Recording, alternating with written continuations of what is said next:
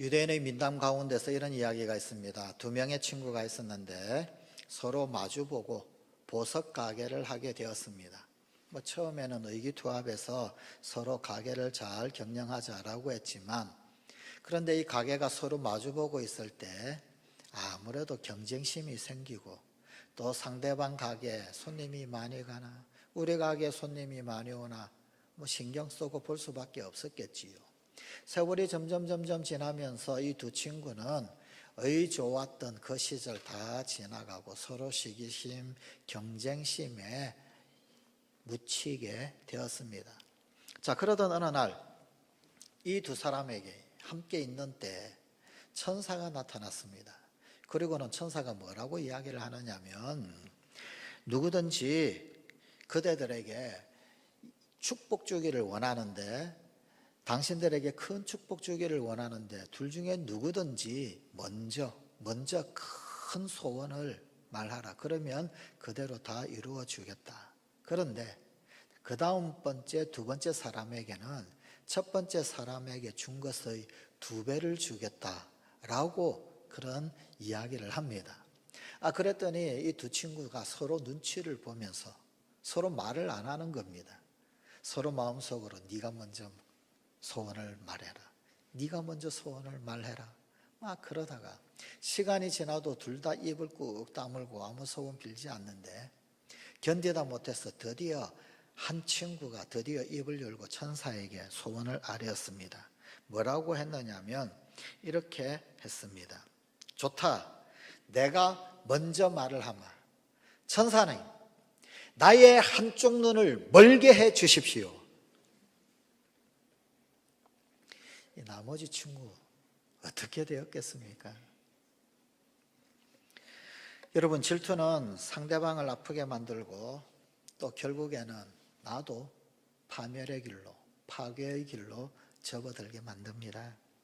질투는 내가 가진 장점을 보지 못하게 만들고, 또 질투하는 그 대상에게 모든 에너지를 다 빼앗기게 만듭니다. 질투는 미움과 정오의 강물에 나를 빠뜨려 버립니다. 그 미움의 강물에서 허우적대다가 결국은 나의 모든 행복까지도 다 탈탈탈 다 흘려보내게 만들어 버립니다.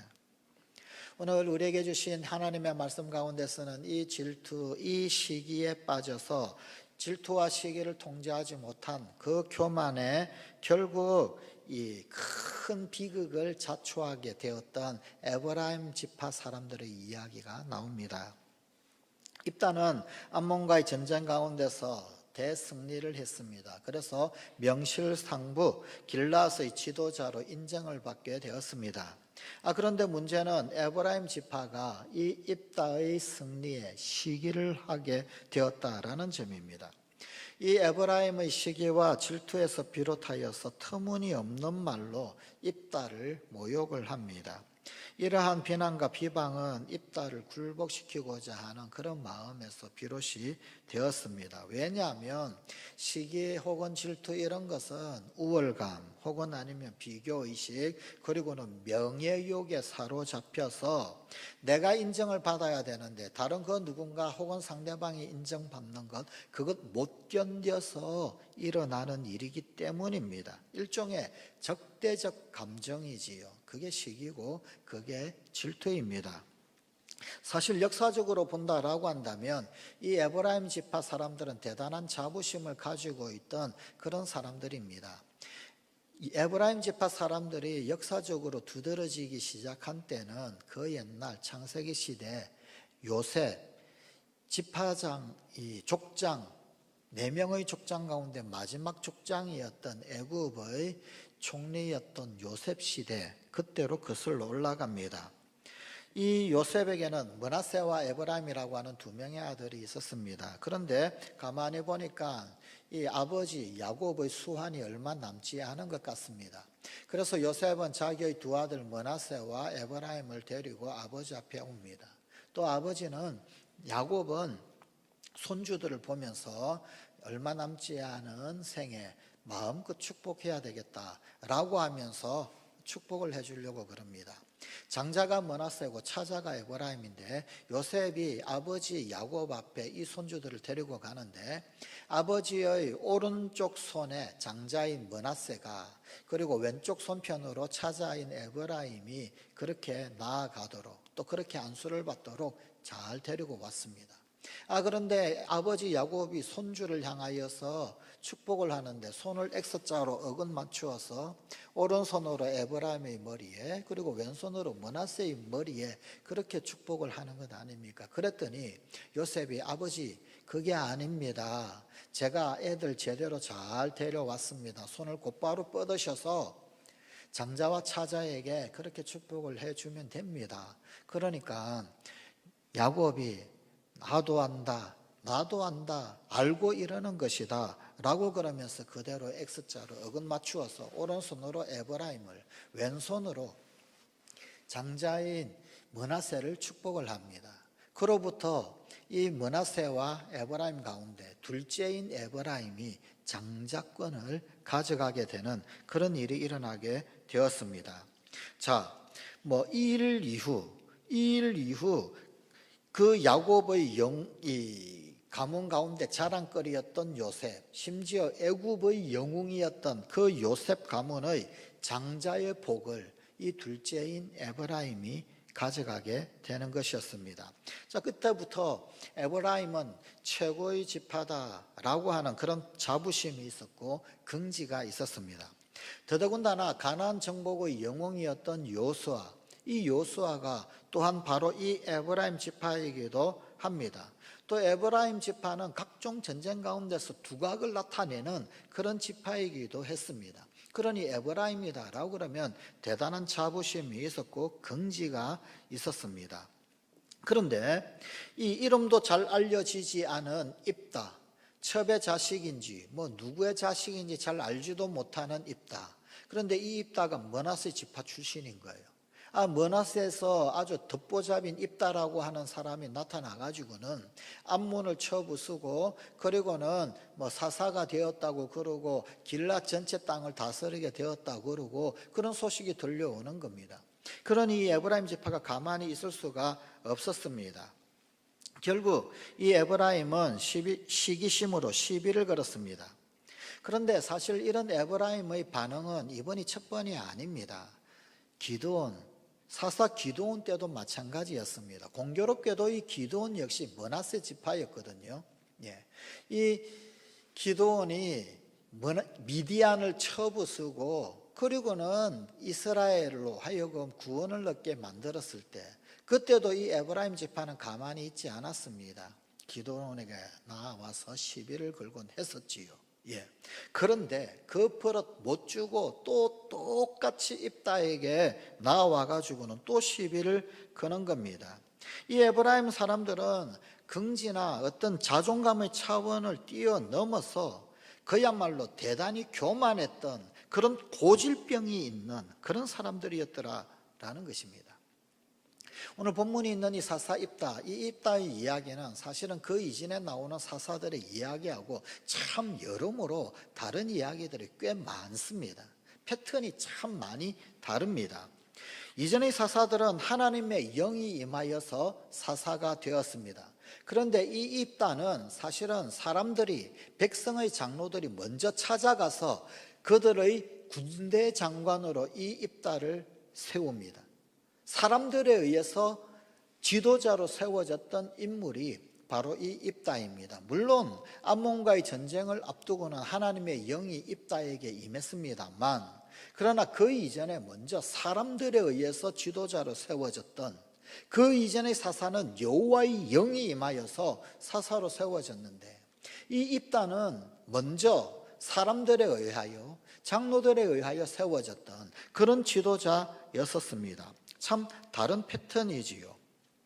또 이전까지의 사사 이야기에 보게 되면 전쟁이 어떻게 진행이 되었는지 그리고 또한 그 승리가 어떻게 얻게 되었는지 그 이야기가 아주 세세하게 자세히 소개가 되고 있습니다. 그리고 난 다음에 그 전쟁에서 이기고 승리하고 나면은 그 한 시대의 막이 내려지게 그렇게 진행이 되었습니다. 그런데 이 입다 이야기는 상당히 다른 구조를 가지고 있습니다. 이 입다가 암몬과의 싸움을 어떻게 싸웠는가? 그거에 성경은 그렇게 긴 이야기를 우리에게 전해주고 있지 않습니다. 사사기 11장 32절 33절 단 2절에 걸쳐서 기록이 되고 온 그것으로 끝입니다. 여호와께서 암몬을 입다의 손에 넘겨주셨다. 그래서 입다가 암몬의 여러 성을 전부 다 점령을 했고 암몬은 성을 넘겨주고 항복했다. 끝.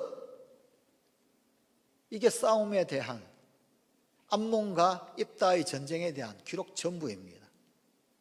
단 2절에 기록되어져 있는 그 이야기가 전부입니다.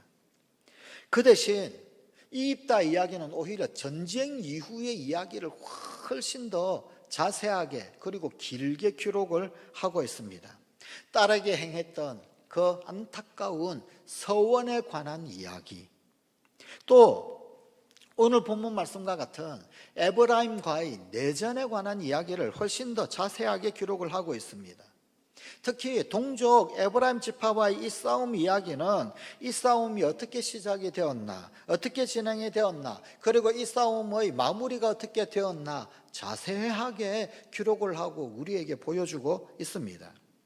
왜 사사기의 말씀은 암몬과의 전쟁 이야기보다 이 입다가 에브라임과의 내전 이야기를 더더욱 상세히 기록하며 보여주고 있을까요? 에브라임과의 내전은 도대체 사사시대가 어떻게 무너져 가고 있는가, 그것을 보여주는 아주 대표적인 장면입니다. 우상과의 싸움, 영적 전쟁, 이런 것들은 다 뒤로 한 채 자기 자신 이름 내세우는 일, 자신의 이익을 위한 집안 싸움에만 더 열을 내는 그런 이스라엘을 고발하고 있는 것입니다.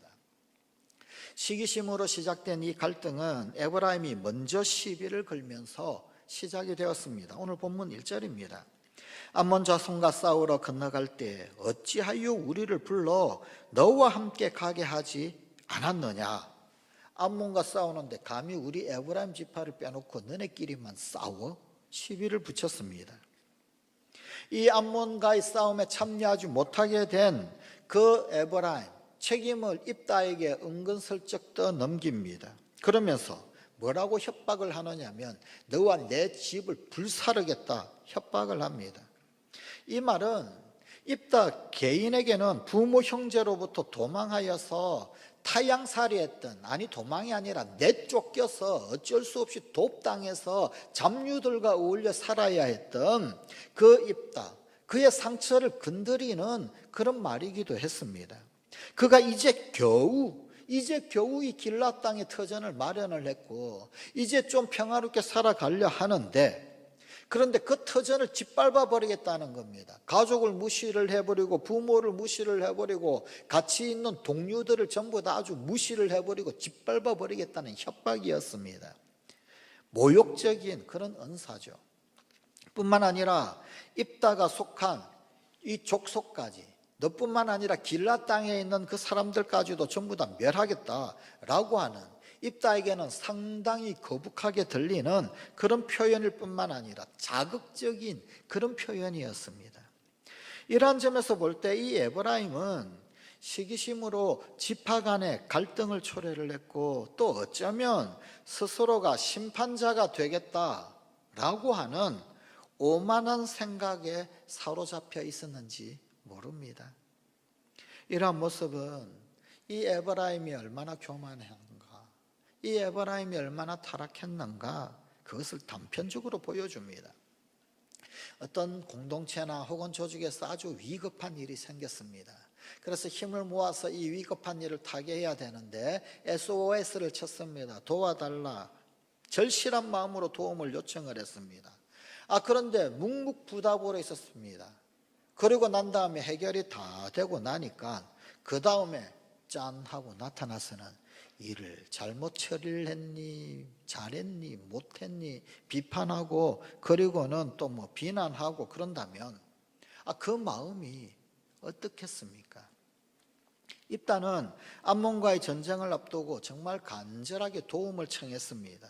절실한 마음으로 요단강 서쪽에 있는 에브라임 지파에게 도움을 요청을 했습니다. 하지만 에브라임 지파는 그때는 아무런 반응이 없었습니다. 입다는 너희가 도와주지 아니하는 것을 보고 내 목숨을 돌보지 아니하고 싸웠다. 그렇게 본문 3절에서 말을 합니다. 안 도와주니까 도움 없는 가운데 목숨 내놓고 싸웠다. 아마도 울분을 토하면서 이야기했을 겁니다. 어쩌면 울음을 삼켜가면서 그렇게 이야기했을 겁니다.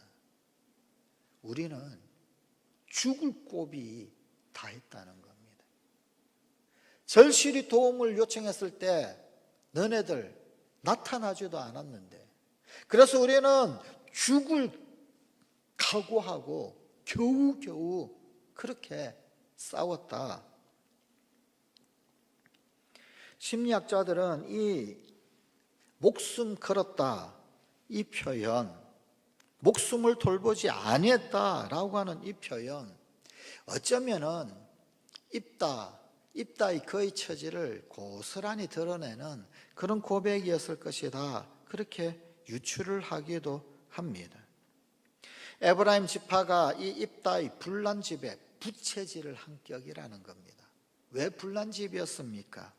내 목숨을 돌보지 아니하고, 이 말 속에는 자기의 목숨과도 같은, 아니 사실은 자기 목숨 그 자체를 번제로 드리겠다고 그렇게 해서 서원으로 외동딸을 바쳐야 했던 그 단장의 고통, 창자가 끊어지는 그 고통, 그 울분이 고스란히 담겨 있더라라는 말입니다.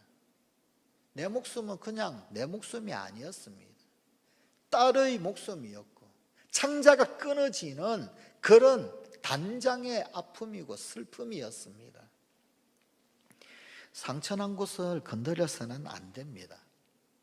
상처는 소금으로 뿌려서도 안 되지만 꽃으로도 때리지 말라고 그러지 않습니까? 그러나 불난집에 부채질을 하던 이 에브라임, 지금 딸의 생사가 어떻게 되는지 모르는데, 그런데 거기에다 대고 이 에브라임 이제는 아예 그냥 기름통을 확 들이붓는 그런 격이었습니다. 여기에다가 더하여 뭐라고까지 하느냐? 오늘 본문 4절입니다. 에브라임의 말이 너희 길앗 사람은 본래 에브라임에서 도망한 자로서 에브라임과 므낫세 중에 있다 하였음이라. 입다, 이 개인의 아픈 상처를 건드린 것, 이것도 정말 울분 토할 일인데, 그것뿐만 아니라 길앗 사람 전체를 폄훼를 합니다. 너네들은 죄 짓고 도망간 사람들 아니냐, 반푼이라는 거예요. 에브라임 지파의 사람들을 볼 때 도망자들이고 범죄인들이고 제대로 꼴을 갖추지 못한 그런 사람들이더라 라는 이야기입니다. 버림받아 도망간 사람들, 매도를 해버렸습니다. 결국 이러한 에브라임 사람들에게 입다는 한번 붙어보자, 그렇게 결단을 내립니다.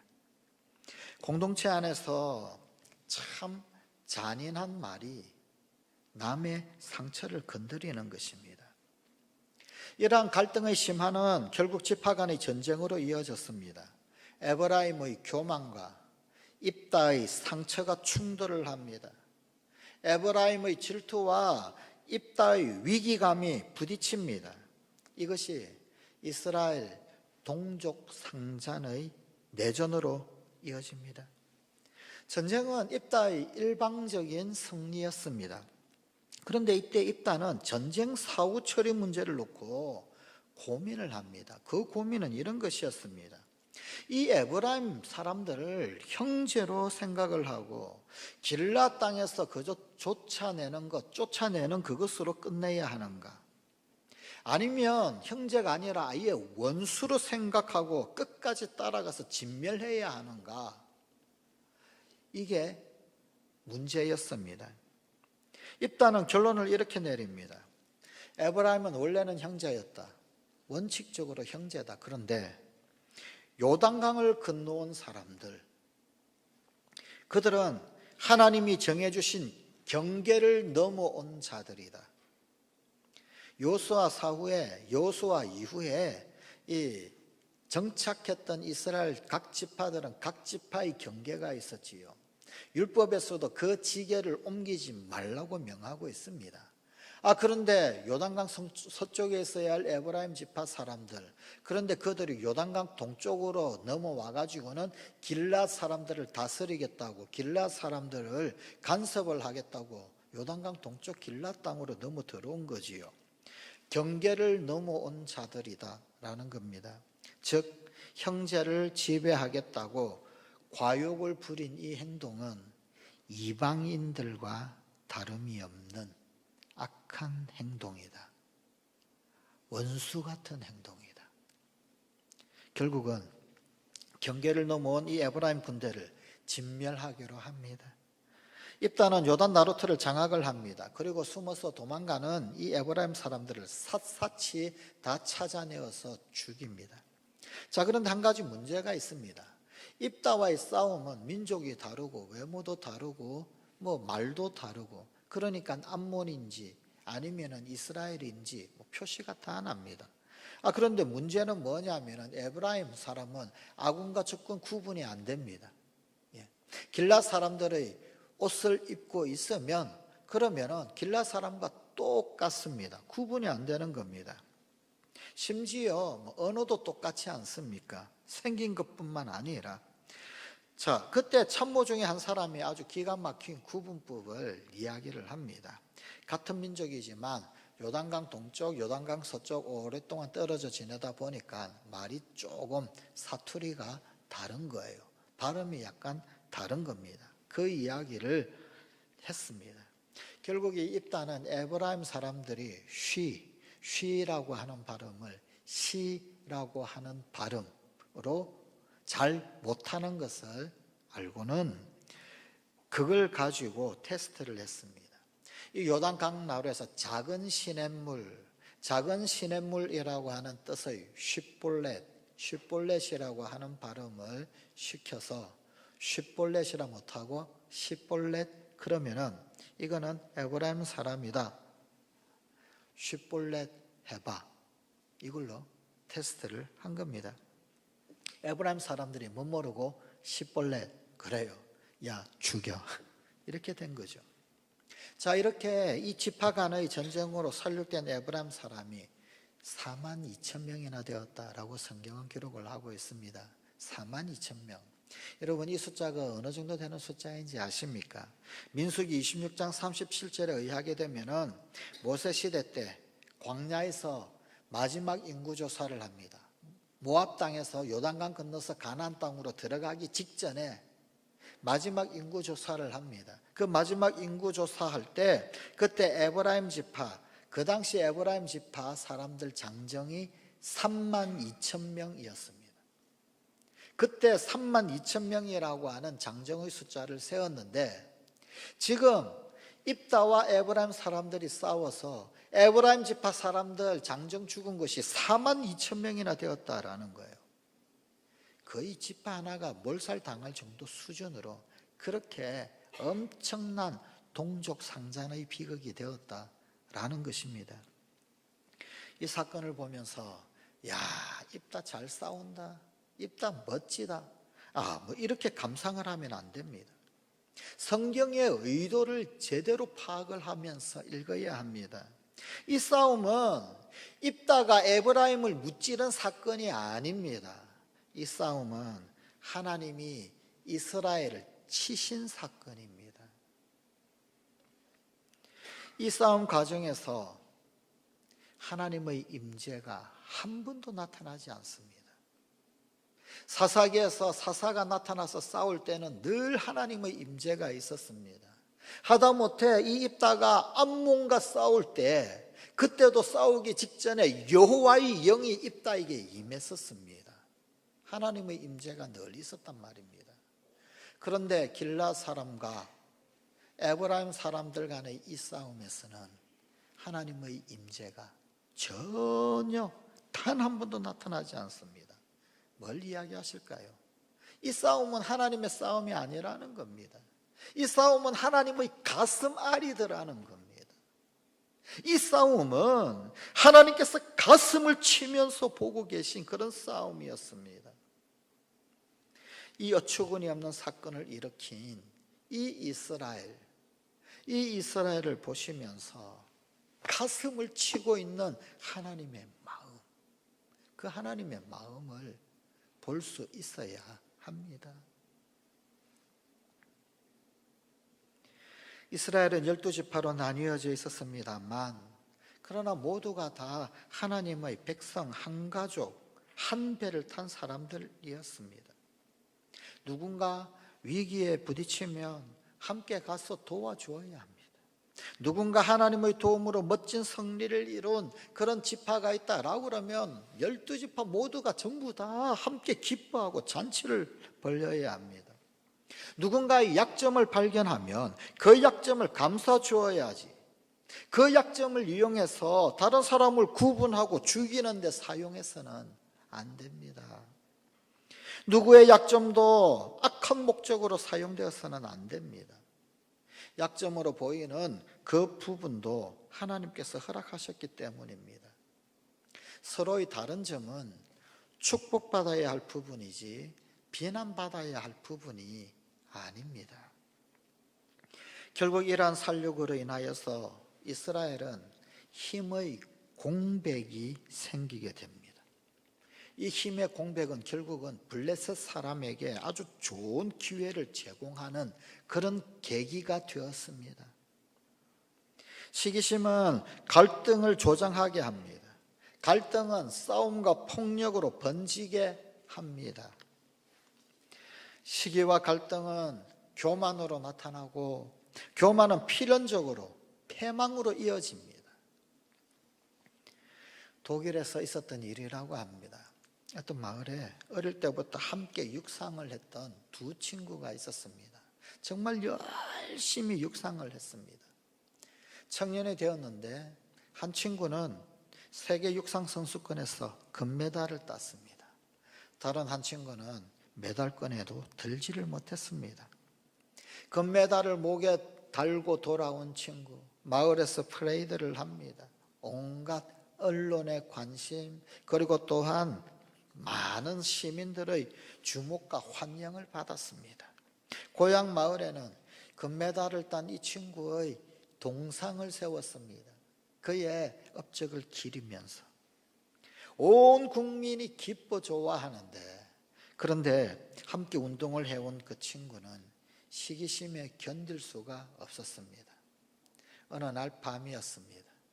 동상 꼴을 볼 수가 없는 거예요. 저 꼴 보기 싫은 저 동상. 그는 마을에 세워진 동상을 무너뜨리기 위해서 땅을 파기 시작했습니다. 몇 시간째 땅을 파는데, 그런데 그만 그 동상이 무너져서 그 친구를 덮치고 말았답니다. 그는 동상에 깔려 죽었습니다. 내 마음에서 시기가 일어나고 질투가 불타오를 때, 그것을 억제하고 다스리는 능력을 잃어버리게 되면 그 질투의 불길에 내가 타버리고 맙니다. 백설공주 이야기도 시기심을 이기지 못해서 몰락해가는 계모의 이야기입니다. 성경의 사울 왕도 다윗에 대한 시기와 질투를 이기지 못해서 몰락을 합니다. 우리 각자들에게는 하나님이 계획해 놓으신 각자의 길이 있습니다. 그 길만 잘 걸어가면 모두가 다 행복합니다. 질투는 다른 사람들을 바라보고 비교하게 만들고 마침내 스스로 파멸하게 만듭니다. 하나님은 우리를 모두 다 다르게 만드셨습니다. 나와 다른 사람을 축복하시고 인정하십시오. 하나님은 질투하는 자를 그냥 내버리십니다. 축복하는 자에게 복을 주십니다. 누군가에게 시기와 질투의 마음이 없으신가요? 혹 그 질투, 시기의 마음에 스스로 자기 자신을 불태우는 그런 실수를 범하지 마십시다. 상대방을 비하하고 비방하는 말로 성과를 가로채려는 세상 사람들과 똑같은 것은 하나님의 자녀, 하나님의 백성이 결코 아닙니다. 상대방을 포용하지 못하여서 싸움을 일으키고 다툼으로 번지고 하는 그런 아픔, 더 이상 스스로 그 길에 자신을 내던지는 일들을 중단해야만 합니다. 입다의 이야기는 이전의 그 사사 이야기와 여러모로 다른 것들이 많다고 그랬지요. 오늘 본문 마지막 7절 말씀에 입다가 이스라엘의 사사가 된 지 6년이라 길랏 사람 입다가 죽음에, 그 땅에 모든 전쟁이 그치고 평화가 온 지 6년, 암몬으로 말미암아서 길랏 사람들이 고통을 당하고 억압을 당했던 연수가 18년이었습니다. 18년의 고통, 고난, 그런데 드디어 사사가 나서 암몬을 다 물리쳐 주었습니다. 그리고 그 땅에 입다가 있었을 동안에는 평화가 있었겠지요. 그런데 고작 6년. 다른 모든 사사들은 고난 당했던 시기보다 평화의 시기가 훨씬 길었습니다. 40년, 80년. 그런데 입다는 고작 6년. 오늘 본문 말씀에 요단강을 건널 때 쉿볼렛이라 하라. 여러분, 우리도 언젠가 모두 다 결국은 우리 인생의 요단강을 건너야 할 때 있습니다. 그때 고백을 잘 해야 합니다. 바른 고백을 해야 합니다. 쉿볼렛이라고 제대로 고백을 해야 합니다. 엉뚱한 고백, 엉뚱한 시기심, 엉뚱한 질투, 엉뚱한 경쟁, 엉뚱한 영성에 사로잡혀서 쉿볼렛이라고 하면 우리 인생의 요단강 제대로 건너지 못하고 그르치는 길밖에 없습니다. 우리가 하나님 앞에 서는 그 요단강 앞에서 제대로 된 고백, 제대로 된 말을 할 수 있는 그런 우리 성관 가족이 되십시다. 기도하십시다. 하나님, 엉뚱한 질투, 엉뚱한 시기심, 쓸데없는 경쟁의식에 사로잡혀서 정말 제대로 하나님 앞에 고백하고 나아가야 할 것들, 그것은 하지 못하고 스스로 파멸의 불구덩이에 자신을 던져버리는 어리석은 일은 이제는 중단하게 하여 주시옵소서. 오늘도 상대의 약점, 또 우리 모두를 다르게 만드신 그 하나님의 거룩한 경륜, 이 모든 것들 가운데 약한 것들을 아름답게 지어가시고 완성하시는 주님의 일하심을 보게 하시고 하나님의 거룩한 시선을 볼 줄 알도록 우리의 눈을 열어주시고 우리의 귀를 열어주시고 우리의 마음을 열어주시옵소서. 우리 주님 앞에서 해야 할 그것을 올바로 고백할 줄 아는 우리 사랑하는 모든 성관 가족들이 다 되게 하여 주시옵소서. 우리 주 예수님 이름으로 기도드리옵나이다. 아멘.